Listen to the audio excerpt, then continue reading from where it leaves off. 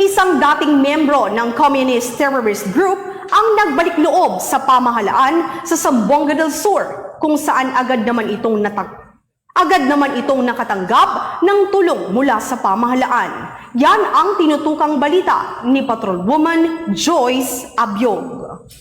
Isang miyembro ng Communist Terrorist Group ang nagbalik loob sa pamahalaan dahil sa pagsasagawa ng mga operasyon kontra insurhensya ng iba't ibang ahensya ng pamahalaan na pinangunahan ng Lapuyan Municipal Police Station kasama ang Regional Intelligence Division 9, Zamboanga del Sur 2nd Provincial Mobile Force Company, 902nd Maneuver Company Regional Mobile Force Battalion at Zamboanga del Sur Provincial Intelligence Unit.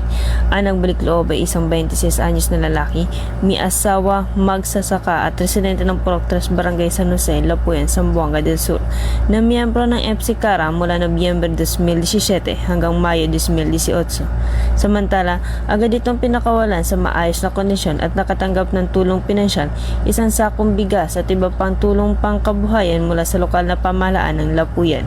Patuloy naman ang paghikayat ng pamahalaan sa mga natitirang miyembro ng counter-terrorist group na sumuko at gamitin ang tulong na inaalok ng gobyerno sa pamamagitan ng Enhanced Comprehensive Local Integration Program at iba pang programa ng kasalukuyang administrasyon upang matulungan silang magkaroon ng bagong pananaw at mapayapang pamumuhay kasama ang kanilang pamilya.